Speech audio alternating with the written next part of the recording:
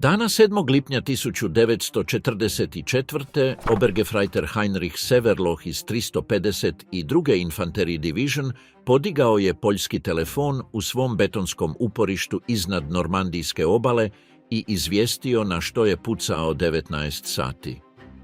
Unutrašnjost duplove N62 mirisala je na kordit i vruć metal. Cijev MG42 bila je promijenjena 7 puta. Poslužitelj pokraj njega nije bio smijenjen od prethodnog poslijepodneva. Slani vjetar kroz otvor za pucanje nosio je zvuk valova ispod vrištanja sa šljunka dolje. Popularna slika njemačkog vojnika na zapadnom bojištu preživljava u 2 karikature. Plakat Wehrmachta, čisti Feldgrau, MP40, samouvjerena čeljust ili njegova zrcalna slika, kartonski fanatik. Nijedna slika ne odgovara dokumentiranoj stvarnosti sačuvanoj u 1,3 milijuna preživjelih pisama Feldpost, koja se čuvaju u Museum für Kommunikation u Berlinu, ratnim dnevnicima Obi West u Bundesarhivu RH 19 i izvješćima šef G2 o ispitivanju zarobljenika u National Archives u College Parku, Record Group 332. Prosječni lancer na zapadnom bojištu u lipnju 1944. imao je 32 godine. Bio je u odori 38 mjeseci. Već je služio na istočnom bojištu.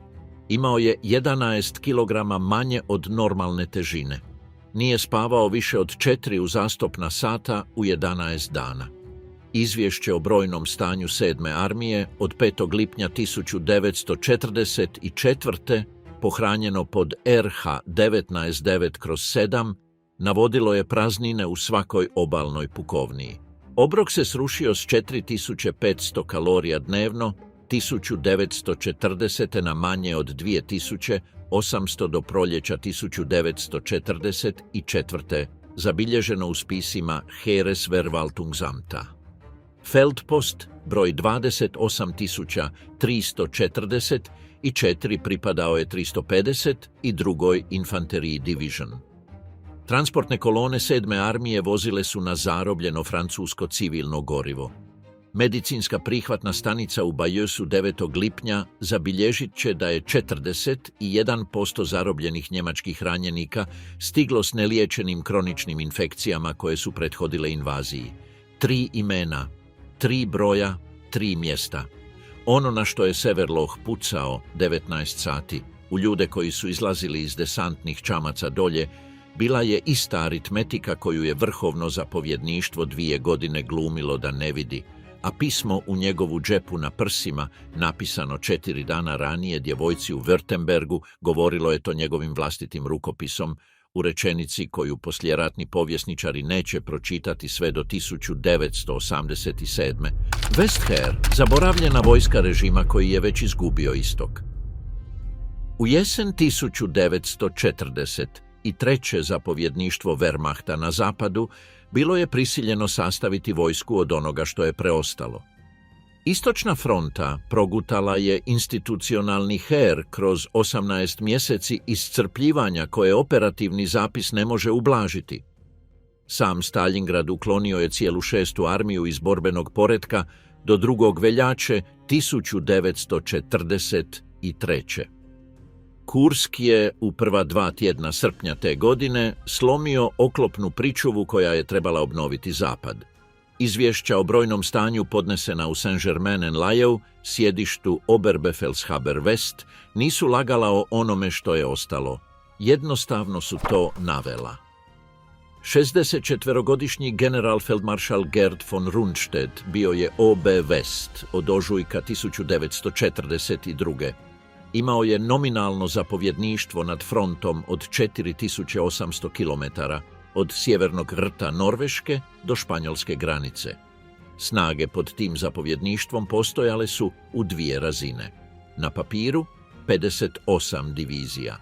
U stvarnosti 33 od njih bile su klasificirane kao bodenständig, statične, što znači da nisu imale vlastiti transport, imale su smanjeno topništvo, manje pušaka po bataljunu nego što je propisivala ustrojbena tablica, a u mnogim slučajevima i opskrbne kolone s konjskom zapregom, jer su kamioni bili poslani na istok. Izvješća o brojnom stanju o Bivesta od 1. lipnja 1944. pohranjena u Bundesarchiv Militär Archiv Freiburg pod RH 19 4 kosa crta 29 navode manjak u hladnim stupcima. Njemački povjesničar Peter Lieb, čija monografija iz 2007. Konventioneller Krieg oder NS Weltanschauungskrieg ostaje standardna rekonstrukcija sastava Westheera na njemačkom jeziku, pratio je divizijske popise čovjeka po čovjeka. Slika je nedvosmislena. Auskämmaktion krajem 1943. akcija pročešljavanja izvukla je muškarce iz tvornica oružja u Ruhru, okupacijskih garnizona u Norveškoj i na Balkanu te kopnenih posada Luftwaffea čiji zrakoplovi više nisu letjeli i gurnula ih prema zapadu. 2 tjedna obuke s puškom. Nova oznaka na ovratniku. Pješačko raspoređivanje. Luftwaffeove terenske divizije i preraspoređeni pripadnici Kriegsmarine popunili su popise koji su bili prazni od prethodne zime. Zamjena koja je u ožujku 1944. stigla u 716. infanterije divizion kod Caena imala je 41 godinu i posljednji je put pucala iz puške u rovovima zapadne fronte 1918. Zamjena koja je stigla u 709. kod Scherburga bio je 46-godišnji strojar iz Düsseldorfa, čiji je Verpas bilježio srčano oboljenje. To nisu bili iznimni slučajevi. Ratni dnevnik korpusa 84. armee Korps RH 24-84 u Freiburgu bilježi medicinske profile dolaznih popuna u zapisima koji se protežu od zime 1943. do proljeća 1944. Ponavljajuća fraza u rukopisu sanitetskog časnika glasi bedingt verwendungsfähig, uvjetno sposoban za službu. Odnosila se na gotovo 1/3 muškaraca koji su do travnja stizali u obalne pukovnije. Drugi sloj bio je još mračniji. Ostbataljone, istočni dobrovoljački bataljuni, bili su sastavljeni uglavnom od bivših sovjetskih ratnih zarobljenika koji su pristali služiti u njemačkoj uniformi radije nego umrijeti u logorima. Dokumentirani u Bundesarchiv RH 53-23, bili su pridruženi obalnim divizijama diljem Normandije i Bretanje. Gruzijci, Azeri, Ukrajinci, Povolški Tatari, Kozaci, Krimski Tatari, Armenci. Do proljeća 1944. jedinice poput 439., 441., 642. i 795. Ostbataljone držale su sektore obale Kotentina pod njemačkim zapovjednicima satnija koji nisu govorili nijedan od njihovih jezika i nisu vjerovali nijednoj njihovoj lojalnosti. Inspekcije korpusa u ožujku i travnju 1944. bilježe manjak prevoditelja u gotovo svakom bataljunu. Dokumentirana stopa odbijanja unutar tih bataljuna, kada je invazija počela, nije bila skrivena u poslijeratnom zapisu. Jednostavno nije bila izvučena iz njega. 439. Ostbataljon, pridružen 709. infanteriji divizion blizu Saint-Mère-Églysea, predao će se kao organizirana jedinica unutar 48 sati od prvih američkih zračnih desanata 6. lipnja. Volksdeutsche ročnici dolazili su iz Alzasa, Lorene, Luksemburga i anektirane zone Eupen-Malmedy. Muškarci s njemačkim prezimenima, čiji je materinski jezik već 2 generacije bio francuski, čije su obitelji bile taoci poslušnosti, čiji službeni dosjeji u RH 15 bilježe pravni mehanizam kojim im je državljanstvo preraspodijeljeno 1940. a vojna obveza uslijedila unutar nekoliko mjeseci. Alzaški ročnici nazivali su se Malgré nous, usprkos nama samima. Više od 130.000 njih bilo je unovačeno u Wehrmacht tijekom rata. Značajan dio služio je na istočnoj fronti. Mjerljiva manjina bila je do proljeća 1944. premještena na zapad. Politička pouzdanost tih muškaraca bila je stalna briga u tjednim izvješćima korpusa. Izvješća ne bilježe što su ti muškarci osjećali, bilježe čega su se njihovi zapovjednici bojali. To je bila vojska koja će se suočiti s najvećom amfibijskom operacijom u povijesti. Muškarci koji su izgradili popularno sjećanje na Westheer pisali su kasnije. Rundstedtovi posljeratni ispitivači 1945. smatrali su ga uljudnim i lucidnim. Njegovi glavni operativni časnici svjedočili su u Nürnbergu i pružili prvi okvir na engleskom jeziku kroz koji će se razumijevati zapadna fronta. Hans Speidel, Rommelov načelnik stožera, napisao je svoje memoare Invasion 1940 i 1949. Program Foreign Military Studies pri Historical Divisionu američke vojske prikupio je više od 2500 rukopisa od zarobljenih njemačkih časnika između 1945. i 1959. Okvir koji je proizašao iz tih dokumenata nije bio izmišljen, jednostavno je bio selektivan. U središte je stavljao časnički korpus, naglašavao je zapovjedne odluke, katastrofu je smještao u Hitlerovo uplitanje i pogrešnu raspodjelu oklopne pričuve. Rijetko je gledao 46-godišnjeg strojara iz Düsseldorfa sa srčanim oboljenjem. Arhiv je zabilježio obje priče, objavljena povijest izvukla je jednu. Do kasnog proljeća 1944. muškarci koji će se suočiti s invazijom već su bili na položaju, u betonu, u poljima, u seoskim kućama rekviriranim od francuskih obitelji, čekajući na obali za koju im je rečeno da je nepovrediva, a laž o toj nepovredivosti već se ispisivala u njihovim vlastitim dnevnim izvješćima. Atlantski zid, betonska fikcija koju su vojnici izgradili vlastitim rukama. Prosječni lancer obalnih divizija u proljeće 1944. imao je 32 godine. Bio je umoran, pothranjen, često poljski, alzaški ili češki ročnik i vlastitim je rukama gradio zid iza kojega je trebao umrijeti. Taj profil nije književni sastav. To je dokumentirano sjecište dvaju neovisnih skupova zapisa, pisama Feldpost arhiviranih u Museum für Kommunikation Berlin i Deutsches Tagebuch Archiv u Emmendingenu te izvješća SHFG2 o ispitivanju zarobljenih zatvorenika Westheera pohranjenih u Nara Record Group 330 i jedan od listopada 1943. nadalje. Dva arhiva, sastavljena od neprijatelja na suprotnim stranama rata, slažu se. Propagandni filmovi pričali su drukčiju priču. Filmski žurnali o Atlantic valu iz 1943. prikazivali su betonske kazamate, mornaričke topove u kupolama, prepreke posijane duž plaža za oseke, mitraljeske položaje koji su se međusobno preklapali preko 2 kilometra Dine. Snimke su bile stvarne, sustav nije bio. Do trenutka kada je generalfeldmaršal Erwin Rommel stigao pregledati Heeres grupe B u siječnju 1944. Zid je bio u izgradnji gotovo 3 godine. Njegova inspekcijska izvješća, pohranjena u njegovu vlastitom ratnom dnevniku Heeres grupe B pod Bundesarchiv RH 19.9, opisuju ono što je pronašao. U normandijskom sektoru, upravo na tlu na koje će se iskrcati invazija, zid je bio dovršen približno 18%. Lagebericht od 22. travnja 1944. RH 19.9/4 bilježi procjenu rukom njegova vlastitog stožernog časnika.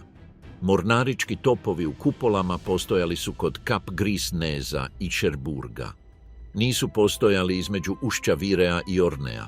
Prepreke na plažama bile su projekt njegova vlastitog dolaska. U pijesak su ih zabijali lanceri statičnih divizija, koji su tijekom proljeća radili za oseke. Rommelova stalna zapovjed da svaki vojnik Heeres grupe B mora provesti dio svakog dana na zidu kao radnik, pojavljuje se u njegovim dnevnim zapovjedima za veljaču, ožujak i travanj. Lanceri su prepreke zvali Rommel Spargel, Rommelove šparoge, s privrženošću koju čovjek čuva za posao koji mu je izžuljao ruke i nije promijenio ništa. Dnevna rutina tih ljudi sačuvana je u ratnom dnevniku 84. armeje korpsa u ERH 24-84, korpusa koji je pokrivao sektore Cotentin i Calvados. 6 sati građevinskog rada, izlijevanje betona kojem je nedostajalo cementa, kopanje tobruk jama u Bokažu, postavljanje ukošenih kolaca u poplavljenim poljima iza plaža. 3 sata smjene straže, 1 sat obuke s oružjem, često na suho, nestašica streljiva za vježbe bojevog gađanja, dokumentirana je u intendantskim spisima korpusa za razdoblje od siječnja do svibnja 1944. Stalna zapovijed za 716. Infantry Division tijekom tog proljeća dopuštala je najviše 3 puščana metka po čovjeku po obuci. Građevinski bataljuni Organization TOD, izvučeni iz bazena prisilne radne snage koji spisi s perova ministarstva detaljno obračunavaju, obavili su glavninu radova na kazamatima. Lanceri su ostatak obavili ručnim alatima.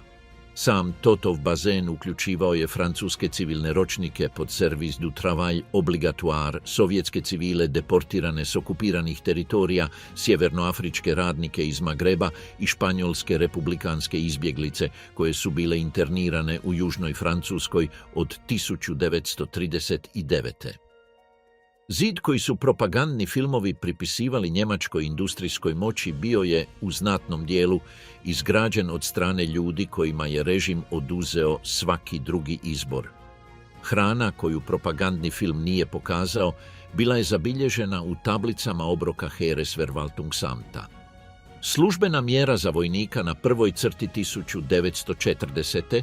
4500 kalorija dnevno, uključujući 250 grama mesa i 600 grama kruha, do proljeća 1944. pala je na manje od 2800 kalorija. U Ostbataljoneima mjera je bila još niža. Pismo Feldpost imenovanog Obergefreitera iz 716. Infantry Division, napisano krajem svibnja 1944. i sada digitalizirano u zbirci Museum für Kommunikation, opisuje žuljeve na rukama od betonskih radova, uši u šavovima njegove tunike i sigurnost da će Englezi doći tamo gdje nemamo betona. Upotrijebio je riječ luge, laž. Isto pismo bilježi da je satnija od veljače dobivala 1 komad sapuna po čovjeku mjesečno. Hivi pomoćnici, Hilfswillige, dobrovoljni pomagači, bili su bivši sovjetski zarobljenici integrirani u njemačke streljačke desetine u omjerima koji su u nekim obalnim bataljunima dosezali 1 od 4. Ratni dnevnik korpusa bilježi brojke integracije po satniji. Wehrmacht lipnja 1944. u Normandiji nije bio njemačka vojska. Bio je to multinacionalni statični garnizon, hranjen ispod svoje službene mjere obroka, naoružan ispod svoje službene tablice, koji je držao obalu za koju je njegov vlastiti zapovjednik Berlinu u pisanom obliku rekao da je 18% dovršena fikcija. Priručnici Šef G2 Order of Battle iz svibnja 1944. Unara RG 331 procijenili su sve to s iznenađujućom točnošću. Britanska i američka obavještajna služba, radeći na temelju zračnog izviđanja i stalnog toka zarobljenika uhvaćenih u komandoskim prepadima preko kanala, identificirala je statične divizije po broju, ucrtala njihove sektore, procijenila njihov sastav i zabilježila integraciju Ostbataljonea. Saveznički planeri znali su. Njemačko zapovjedništvo znalo je. Ljudi u betonu znali su. Ovo je dokument koji mijenja sve. Poslijeratni memoari koji su postali temelj povijesti zapadnog bojišta na engleskom jeziku, Rundstedtova ispitivanja, Speidelova Invasion 1944, rukopisi Foreign Military Studies, oblikuju katastrofu lipnja 1944. kao priču o protraćenim oklopnim rezervama i Führerovu upletanju. Hitler se upletao, panzer divizije stigle su kasno, odlučujući trenutak bio je izgubljen, okvir nije izmišljen, spor oko panzer rezerve stvaran je. Ali to nije jedini okvir koji je arhiv ponudio.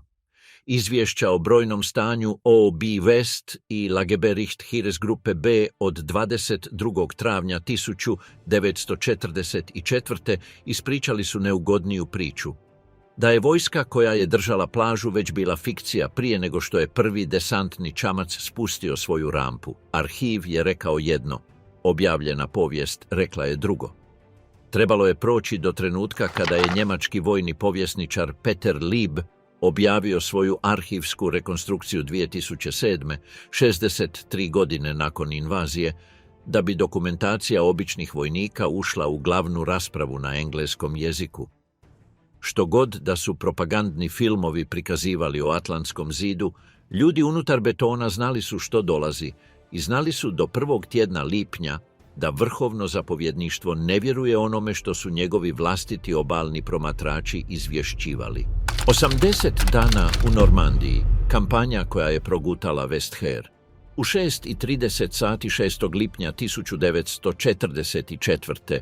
prvi američki jurišni val dotaknuo je šljunak u podnožju duplo Ven-62, a muškarci koji su pucali na njih odozgo bili su budni 31 sat.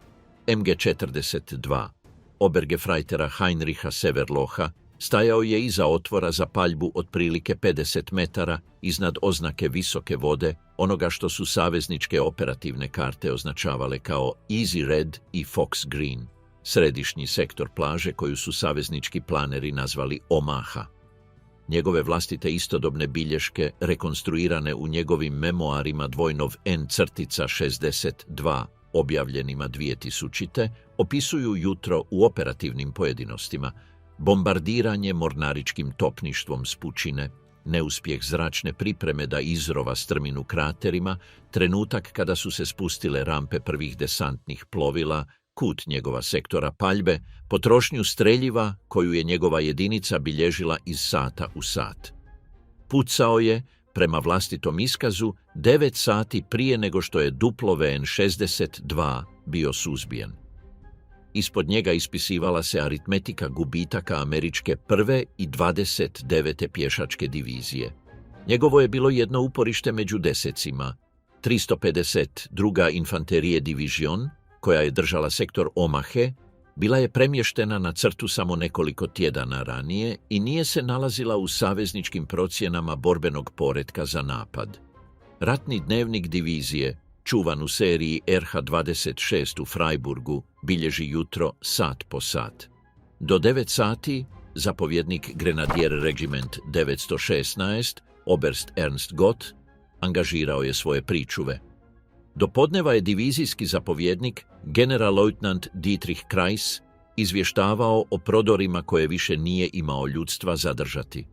Do večeri 6. lipnja 352. je pretrpjela gubitke reda veličine 20% svoje puščane snage. Do 11. lipnja ta je brojka prešla 50%. Izvješće o brojnom stanju od 16. lipnja navodi diviziju kao borbeno sposobnu samo po imenu. Na zapadu, u Kotentinu, 91. Luftlande Infanterie Division bila je uništavana u prvih 48 sati od strane američke 82. i 101. zračno-desantne. Njezin zapovjednik, generalleutnant Wilhelm Fali, ubijen je u zasjedi padobranaca ujutro na dan D dok se vraćao s konferencije ratne igre u Rennesu. Borbena snaga divizije smanjena je za više od polovice unutar 72 sata. 716. Infantry Division, statična divizija koja je držala plaže Sword i Juno, imala je bataljune koji, prema divizijskom izvješću od 8. lipnja, više nisu postojali kao borbene formacije. 3 dana. 3 bataljuna izbrisana iz izvješća o brojnom stanju. Saveznička operativna nadmoć bila je materijalna. 9. Tactical Air Command američke 9. zračne armije slao je 100 P-47 Thunderbolta iznad normandijskog bojišta po dnevnom svjetlu. Jabosi, njemački Lancerov izraz za lovce bombardere, činili su cestovno kretanje po danu nemogućim za bilo koju kolonu na kotačima. Ratni dnevnik Panzerlehr Division bilježi da je 7. lipnja, pokušavajući krenuti naprijed iz Le Mansa prema Mostobranu, divizija izgubila između 40 i 80 vozila u zračnom napadu u jednom danu. Ovisno o izvoru, njezin zapovjednik, general-leutnant Fritz Bayerlein, dao je višu brojku u poslijeratnom rukopisu Foreign Military Studies u Nara RG 549. Zemlja živica južno od Carentana, Bocage, proždirala je pješaštvo. Povjesničar Niklas Zetterling u svojoj rekonstrukciji iz 2000. Normandi 1944. izvukao je krivulje divizijskih gubitaka iz njemačkih izvješća o brojnom stanju. Divizije na prvoj crti gubile su između 50 i 70% puščane snage unutar 3 tjedna od uvođenja u borbu. Njemačka zasjeda MG-34 i MG-42 na uglovima živica, visoka brzina paljbe, kratka udaljenost, gust zaklon, povlačenje sunken lanesovima, kupovala je vrijeme po cijenu svakog mitraljesca uhvaćenog u neizbježnoj protubaraži. Obrok u opkoljenim jedinicama pao je na ispod 1400 kalorija dnevno. Medicinska izvješća Heeres grupe B bilježe dijagnoze Gefechtsneurose, borbene iscrpljenosti, kako rastu tijekom srpnja. Sabirna postaja u Bayeuxu zabilježila je samo između 9. i 30. lipnja više od 1200 njemačkih ranjenika koji su prešli u savezničko zarobljeništvo. U Kenu, 12. SS Panzer Division Hitlerjugend borila se tijekom lipnja i srpnja s puščanom snagom sastavljenom uglavnom od muškaraca u dobi od 17 i 18 godina.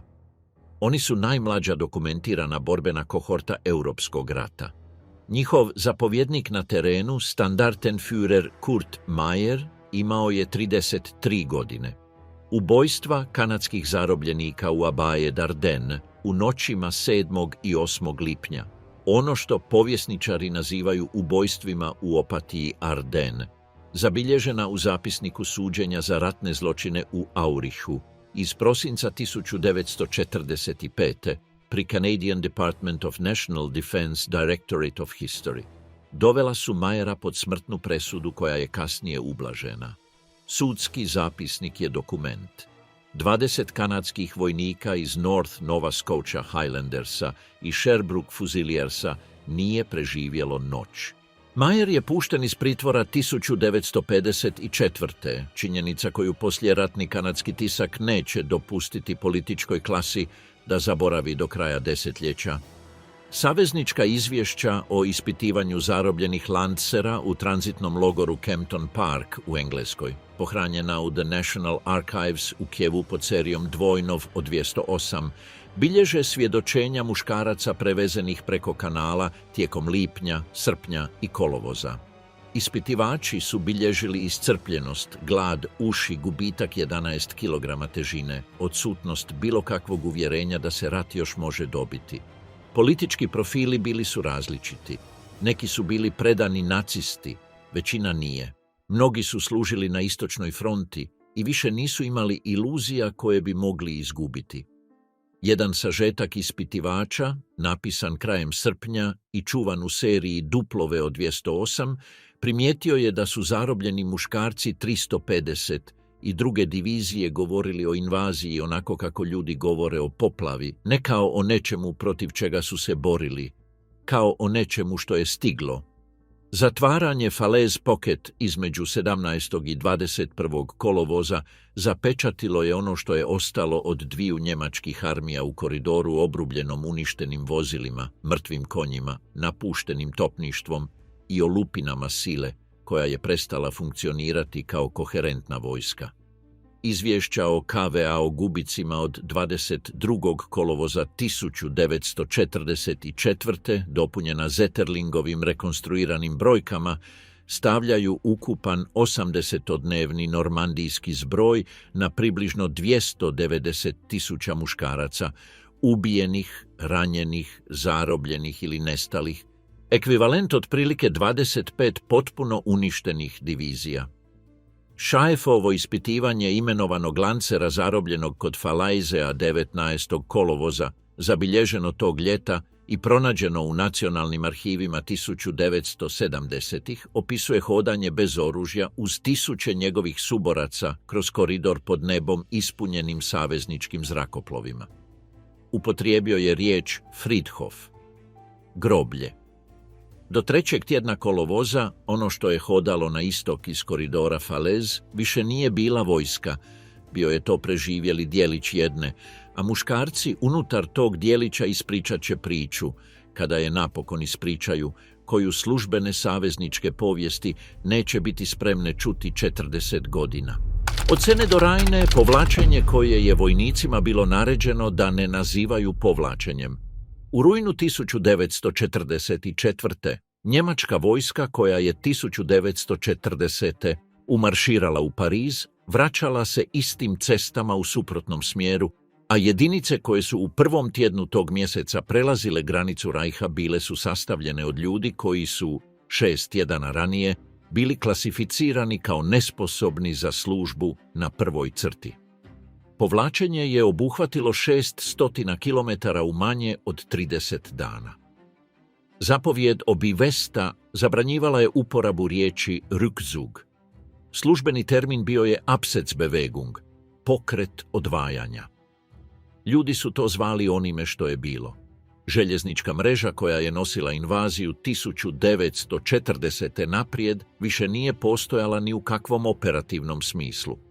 Savezničko strateško bombardiranje tijekom proljeća i ljeta 1944. smanjilo je francuski i belgijski željeznički kapacitet za više od 70%. Njemačke divizije koje su se povlačile iz Normandije kretale su se pješice. Ono malo preostalih vozila vozilo je na zarobljeno savezničko gorivo gdje se moglo pronaći, na mješavinu sintetičkog goriva gdje se nije moglo. Marševske kolone koje su prelazile Meus u prvom tjednu rujna bile su skupine zaostalih vojnika spojene iz 12 ili 15 razbijenih divizija, hodajući pod zračnom nadmoći američke 9th Air Force i britanske 2nd Tactical Air Force. Civilni svjedoci u belgijskim i luksemburškim pograničnim selima, čija je svjedočanstva kasnije prikupio povjesničar Jean van Velkenhuizen, opisivali su kolone koje su se kretale samo noću, raspršivale se u šume i seoske zgrade u zoru, ljude koji su se zaustavljali piti iz korita za stoku jer više nisu imali čuturice. Iza tih kolona čekale su kontrolne točke feldgendarmerije. Vojna policija Wehrmachta bila je ovlaštena, zapovjeđu koju je potpisao generalfeldmaršal Wilhelm Keitel krajem ljeta 1944. da po kratkom postupku obrađuje vojnike odvojene od svojih jedinica. Povjesničari Manfred Messerschmitt i Fritz Wüllner u svojoj arhivskoj rekonstrukciji iz 1987. Die Wehrmacht Justiz im Dienste des Nationalsozialismus dokumentirali su razmjere.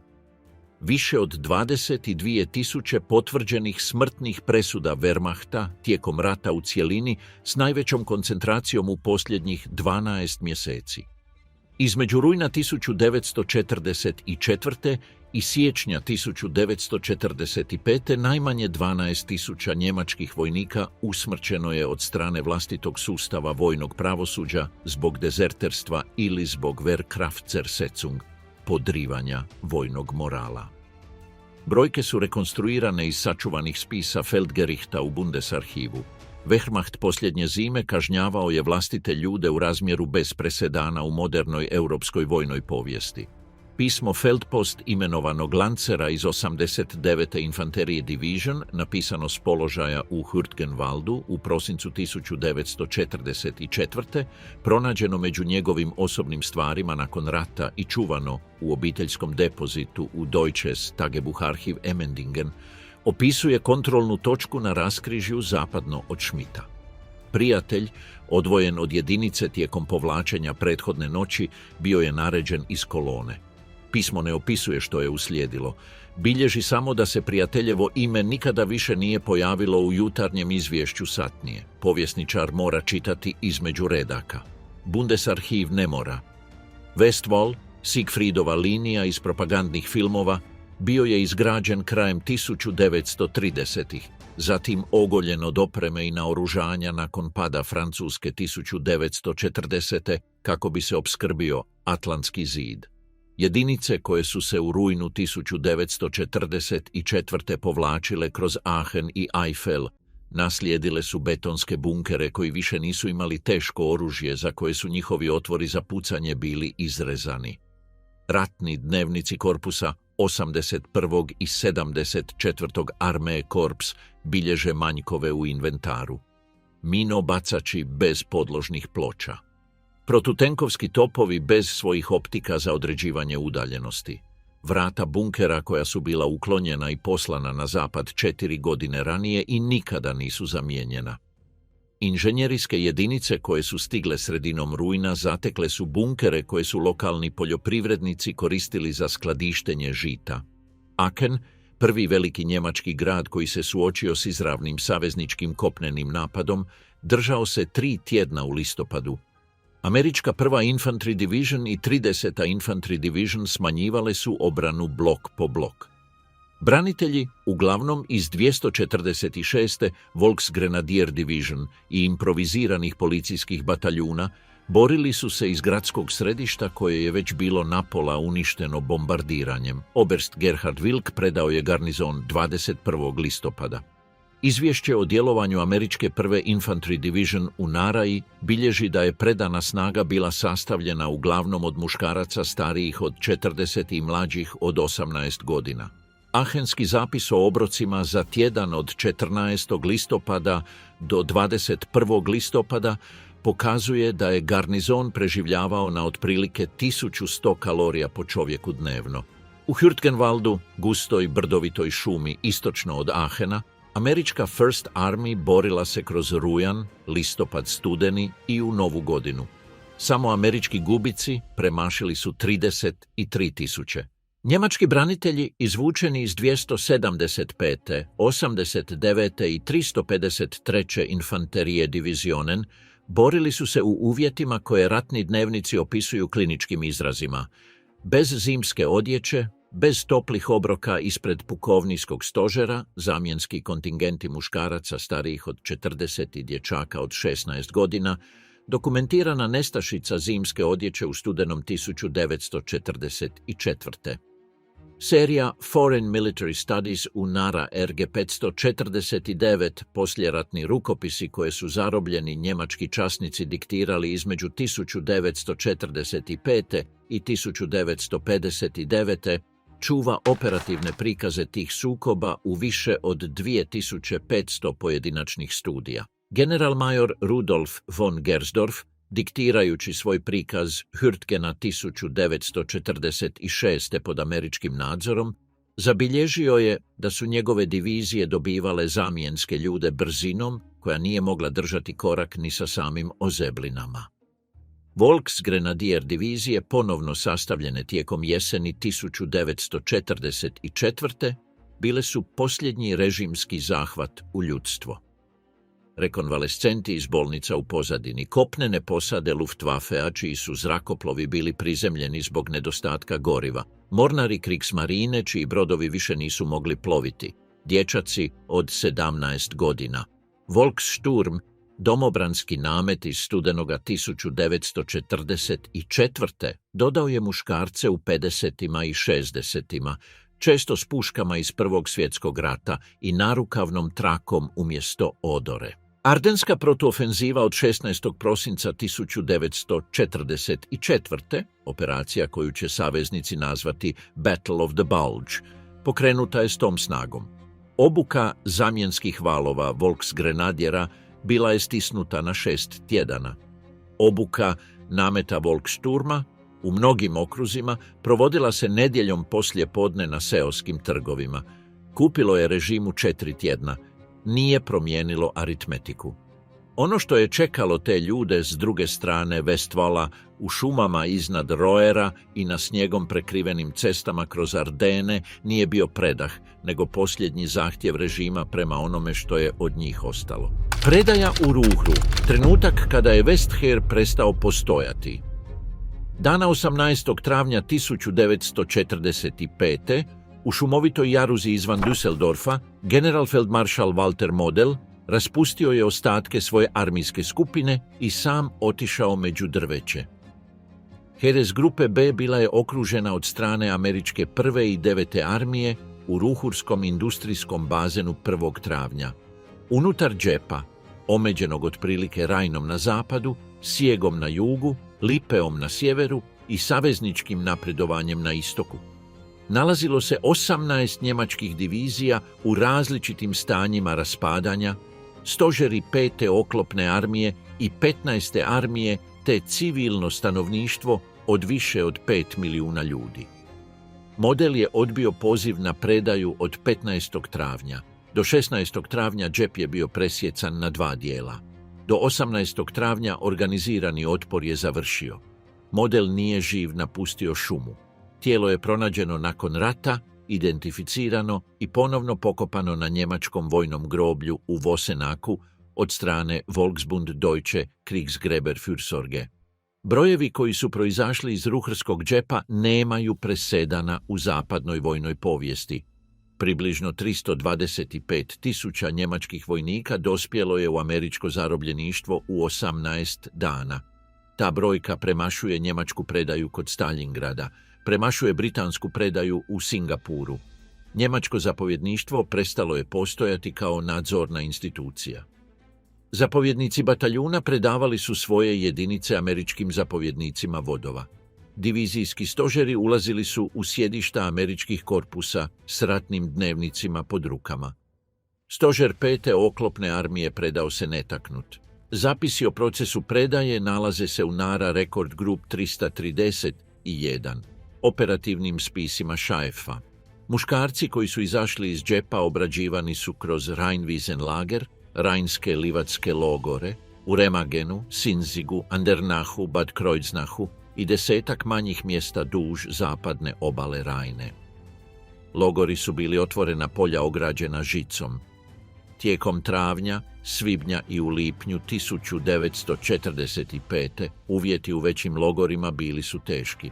Logistički sustav Šaefa, koji nije planirao prihvat zarobljenika u ovakvim razmjerima, borio se sa smještajem, raspodjelom obroka i sanitarnim uvjetima.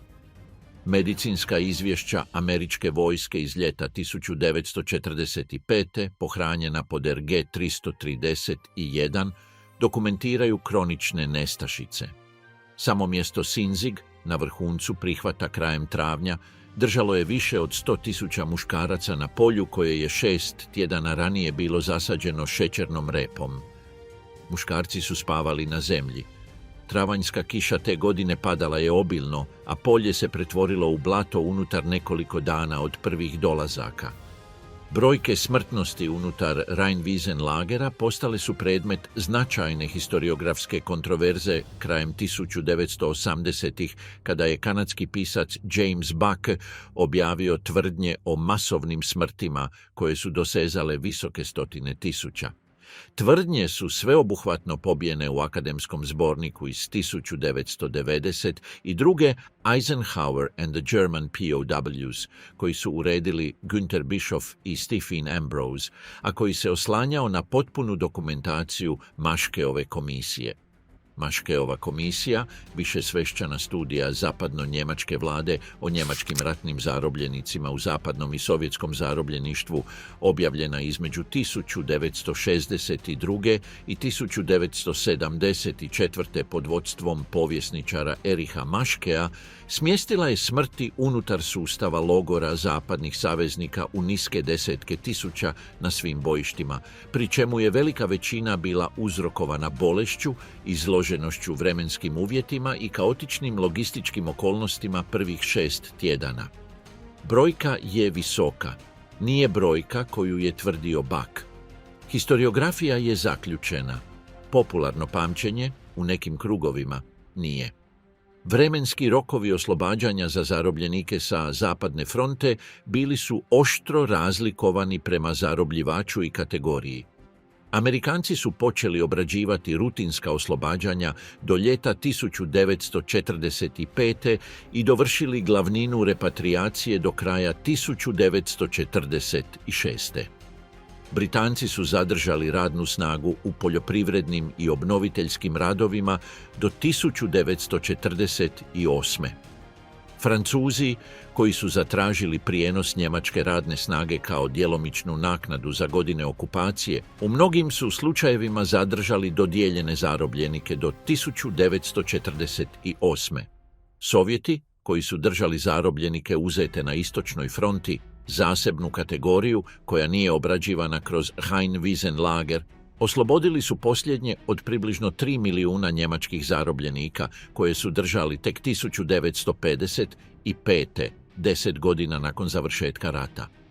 Brojke su dokumentirane kroz sveske Maškeove komisije, arhiv Međunarodnog odbora Crvenog križa u Ženevi i zapise Volksbund Deutsche Kriegsgräberfürsorge.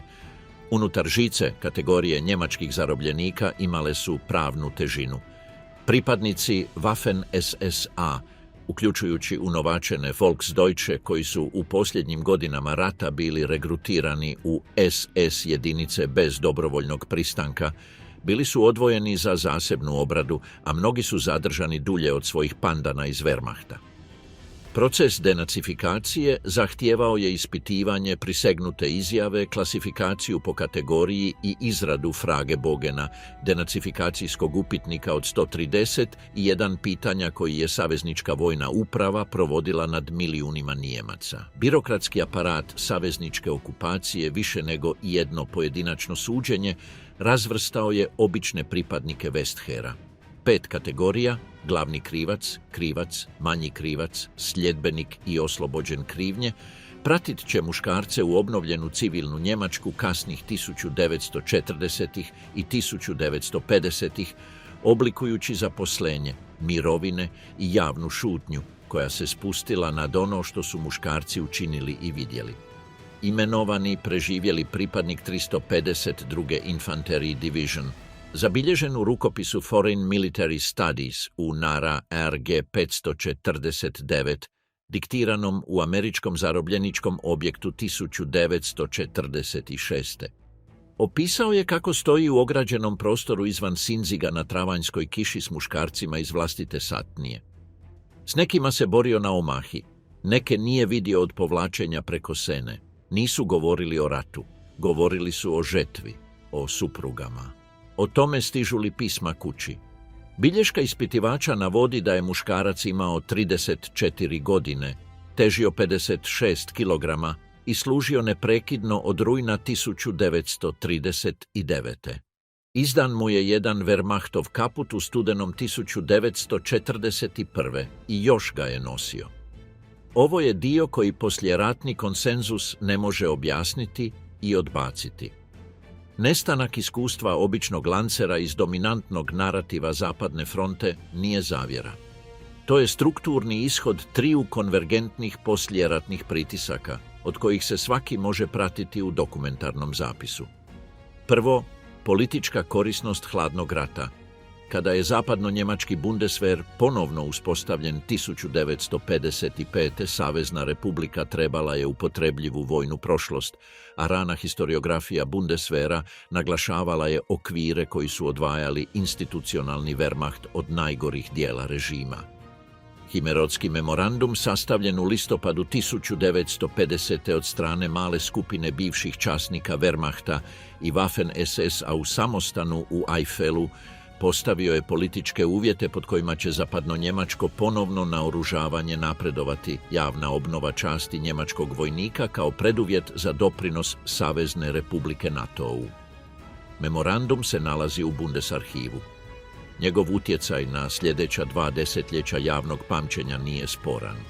Drugo, sam program Foreign Military Studies, zarobljeni njemački časnici, neobični vojnici, napisali su prvi autoritativni prikaz rata na engleskom jeziku iznutra iz američkog zarobljeništva između 1945. i 1959.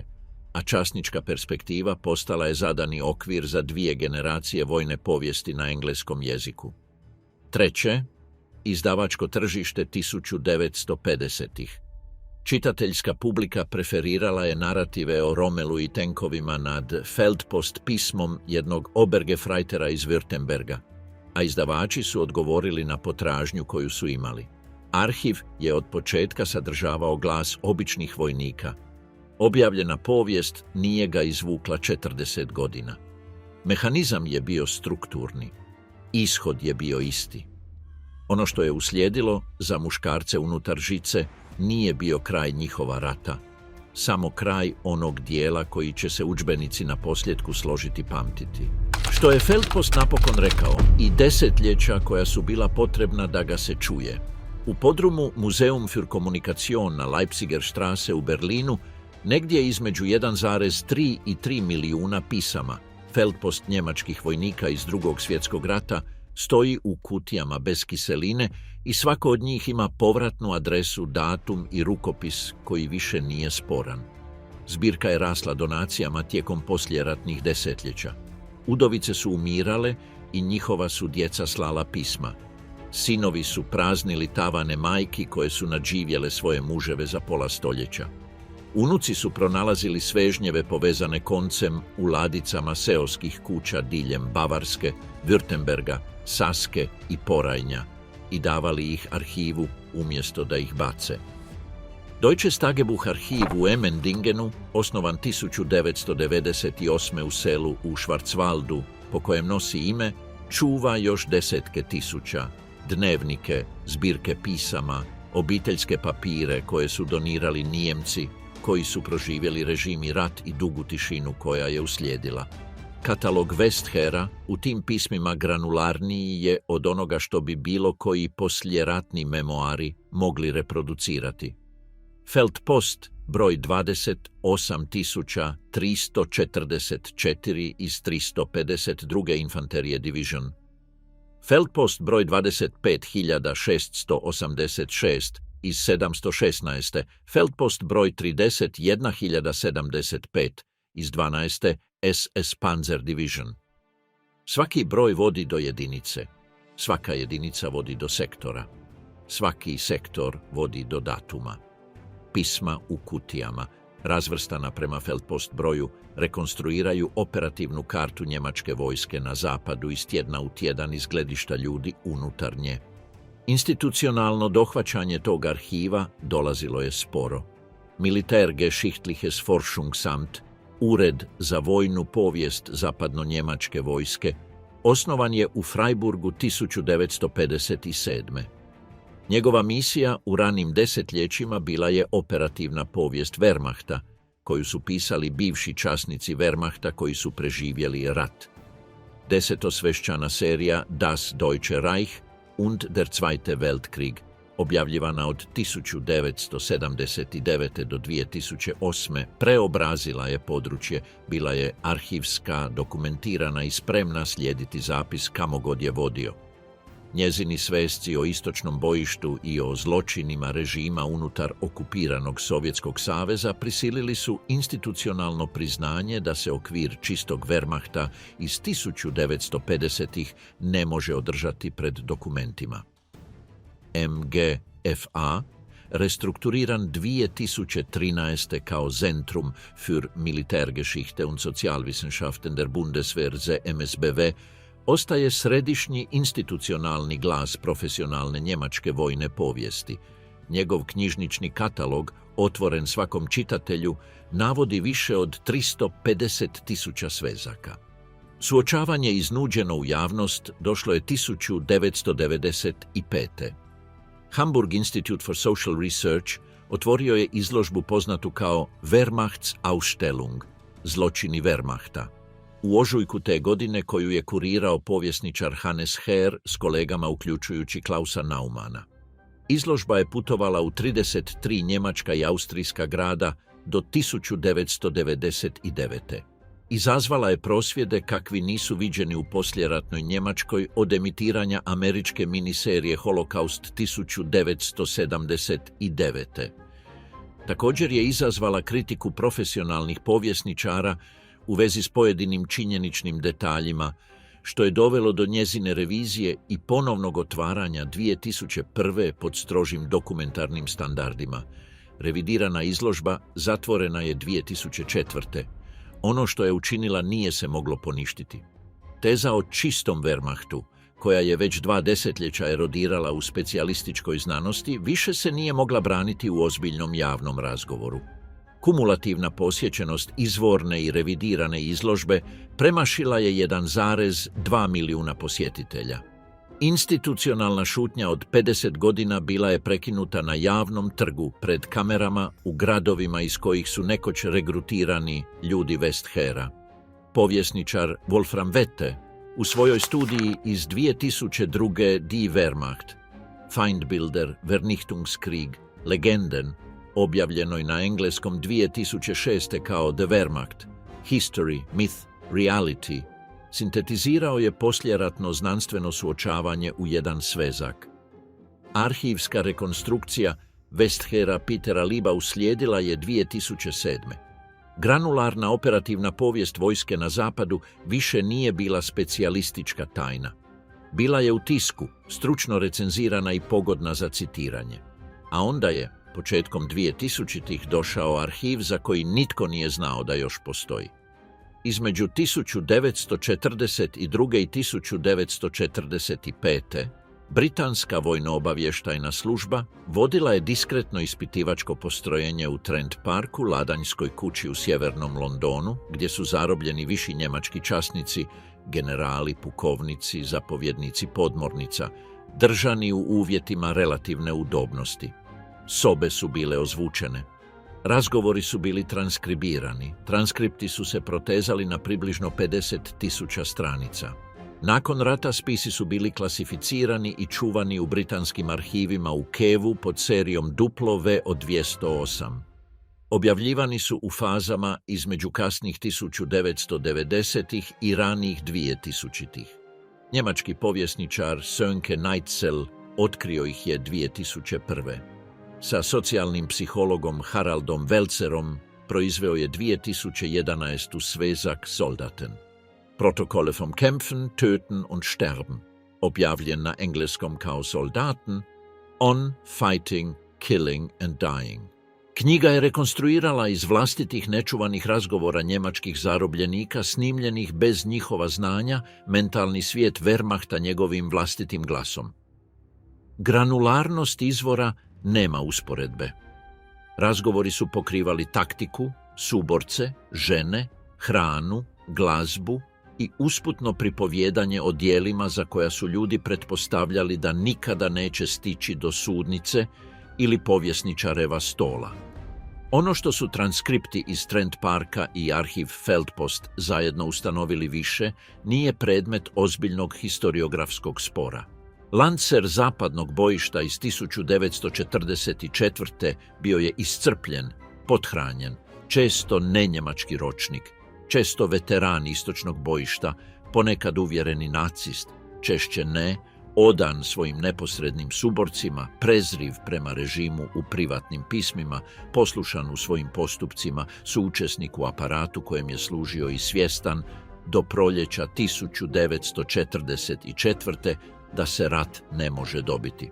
Portret je dokumentiran, portret se može provjeriti, portret je u katalogu. Pravno suočavanje odvijalo se na paralelnoj stazi. Ulmsko suđenje Einsatzkommandu 1958. provedeno u zapadno-njemačkom sudskom sustavu umjesto pod savezničkom jurisdikcijom, razbilo je poslijeratnu pretpostavku da su najgori postupci režima bili ograničeni na vodstvo SSA. Frankfurtska suđenja za Auschwitz od 1963. do 1965. koja je vodio državni tužitelj Fritz Bauer, dovela su osoblje logora pred njemačke suce i njemačke porote. Suđenja su prisilila njemačku javnost, kroz tisak, kroz svjedočenja svjedoka, kroz dokumente unesene u dokazni materijal, da se suoči sa zapisom koji su političke pogodnosti 1950-ih radije ostavljale stisnutim. Dnevno izvještavanje novinara Bernda Naumana iz Frankfurtske sudnice prikupljeno i objavljeno 1965. ostaje jedan od dokumentarnih spomenika njemačkog suočavanja. U istim desetljećima njemački projekti usmene povijesti započeli su svoj rad. Zeitzeugen, svjedoci vremena, snimani su u svojim posljednjim godinama tijekom 1990-ih i 2000-ih od sveučilišnih programa, regionalnih arhiva i državnih radiotelevizija. Zbirka Bundesarhiva u Koblenzu čuva 1000 sati snimljenih svjedočanstava. Državni arhiv Württemberga u Stuttgartu čuva desetke snimljenih veterana Westhera iz gradova i sela jugozapadnog Landa, muškarce u 80-ima i 90-ima koji govore povjesničarima i vlastitoj unučadi o onome što su nosili u šutnji pola stoljeća. Snimke su vremenski označene, indeksirane i unakrsno povezane s građom Feldpost. Mnogi od ljudi imenovanih u pismima Feldpost mogu se čuti u starosti, kako i sjećanja opisuju iste dane. Ovo je dio s kojim filmsko i popularno sjećanje na zapadno bojište još nije sustiglo stvarnost. Granularna povijest Westhera nije osporena među ozbiljnim povjesničarima. Imenovane jedinice, imenovani ljudi, imenovana pisma, imenovani transkripti ratnih zarobljenika, imenovane operativne zapovjedi, imenovani ratni dnevnici, imenovana medicinska izvješća, imenovane tablice obroka, imenovana svjedočanstva preživjelih, imenovani povjesničari i godine u kojima su njihove knjige izašle. Sve je to objavljeno, sve je to stručno recenzirano, sve je to digitalizirano ili u postupku digitalizacije. Sve je to dostupno svakom čitatelju s knjižničnom iskaznicom i spremnošću da sjedne s tim. Suvremeno školsko dijete u Stuttgartu 2024. može pročitati stvarno pismo Feldpost iz lipnja 1944. 30-dvogodišnjeg Obergefreitera iz vlastitog grada, njegovim vlastitim rukopisom, na način na koji njezina baka nije mogla 1960. Zapis je uvijek bio tamo. Ono što je nedostajalo bila je spremnost, institucionalna, politička, generacijska, da se pročita što je zapravo govorio. Dokaz već postoji unutar arhiva. Jaz nije dokazni, on je dostavni. Zapis je uvijek bio tamo. Ono što je nedostajalo bila je spremnost, institucionalna, politička, generacijska, da se pročita što je zapravo govorio. Pismo je datirano 2. lipnja 1944. Upućeno je mladoj ženi u selu izvan Heilbrona u Württembergu. Obergefreiter koji ga je napisao bio je udvojnoven 62-11 tjedana, imao je 32 godine. Služio je na istočnom bojištu tijekom zime 1941. na 1942. i ljeta 1943. Težio je 61 kg kada je njegova jedinica posljednji put vagana 28. svibnja 1944. 11 kg ispod vojnog standarda za njegovu visinu. Pisao je olovkom jer se tinta u njegovu naliv peru smrznula tijekom prethodne zime na istočnom bojištu i pero više nije bilo pouzdano. Rekao joj je, u rečenici koju posljeratni povjesničari neće pročitati do desetljeća kasnije, da ne vjeruje da će zid koji mu je naređeno braniti izdržati. Poslao je pismo 4. lipnja 1944. Bio je živ kada je napustilo Poljsku poštu. Više nije bio živ kada je odgovor koji je ona napisala 10. lipnja stigao na njegov Feldpost broj. Primila je službenu obavijest 3 tjedna kasnije. Nije se ponovno udala. Živjela je još 47 godina nakon njegove smrti u istom selu i donirala pismo s ostalima koje joj je poslao Museum für Kommunikation preko svog sina 1996. Arhivist ga je katalogizirao 2008. 4 imena, jedno pismo. Propagandni plakat bio je laž, karikatura je bila laž. Čovjek u bunkeru imao je 32 godine, 11 kilograma ispod težine i napisao je svoje ime na dnu komada papira koji je još uvijek u katalogu. Arhiv ga pamti. Industriji povijesti trebalo je 40 godina da nauči čitati ono što je on pamtio. Ovaj sadržaj namijenjen je isključivo u obrazovne svrhe i za povijesno promišljanje, za akademsko citiranje, molimo konzultirajte navedene primarne arhivske izvore.